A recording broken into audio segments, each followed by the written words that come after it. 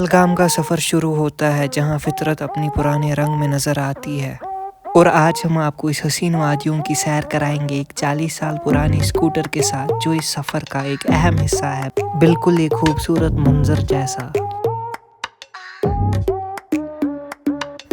पहलगाम में वक्त रुक सा जाता है, चाहे आप नदी के किनारे खड़े हो या फिर पहाड़ों की ऊंचाइयों को देख रहे हो।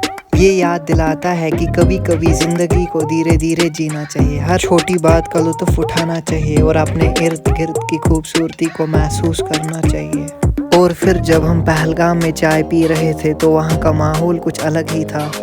एक छोटी सी चाय टपरी थी, लेकिन उसकी अपनी एक खूबसूरती थी। हम दोनों ने चाय के घूंट लिए, हर सिप के साथ हम उस जगह की कल्चर और लोगों के और करीब आ रहे थे।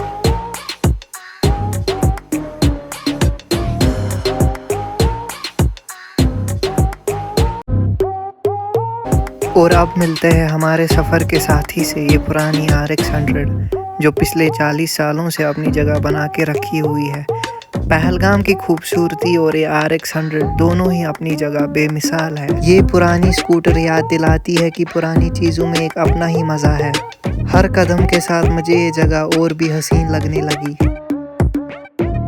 और उसके बाद जब मैं पहलगाम में घोड़े पर बैठा तो एक अजीब सा सुकून महसूस हुआ। आसमान छूती हुई पहाड़ियाँ चारों तरफ से घेरी हुई थी। और उसके बाद हम दो भाई चल पड़े अपनी दूसरी लोकेशन पे। As we continued our journey to the next location, हम दोनों भाई आपस में बात करते रहे, यही सोच रहे थे कि खुदा की कुदरत और खूबसूरती की तारीफ करते हुए पाए।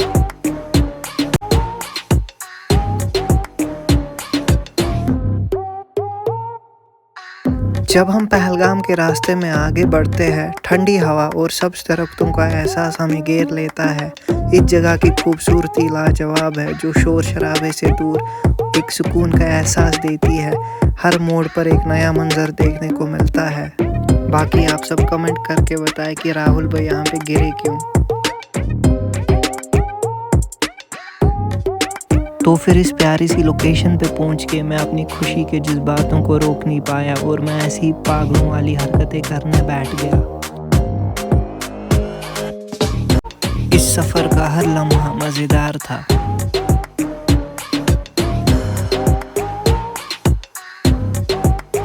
और उसके बाद जब मैं पहलगाम के जंगल में बाइक चला रहा था तो वो एक बेहतरीन तजुर्बा था।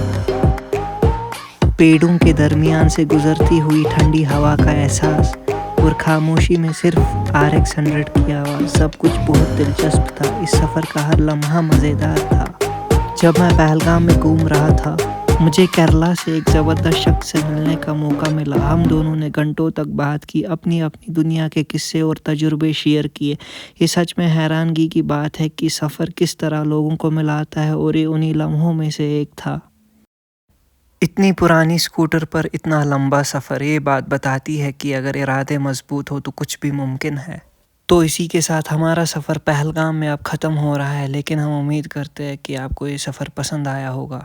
तो इन भाई के साथ ढेर सारी बातें हुई, बहुत सारे सवालों के जवाब भी इन भाइयों ने मेरे को बताए। जैसे कि मैंने इनसे पूछा कि वहाँ से लेके यहाँ तक आपको कितना फ्यूल एक्सपेंसेस आया, तो ये बता रहे थे करीब के करीब 8,500। तो इसके बाद मैंने इनसे पूछा कि इतने लंबे सफ़र में कहीं पे स्कूटर के पार्ट्स का ब्रेक डाउन तो नहीं हुआ, तो इन्होंने बताया नहीं, सब कुछ सेफ़ था। इवन कि इन्होंने टायर की स्टेपनी तक चेंज नहीं की है इतने लंबे सफ़र में।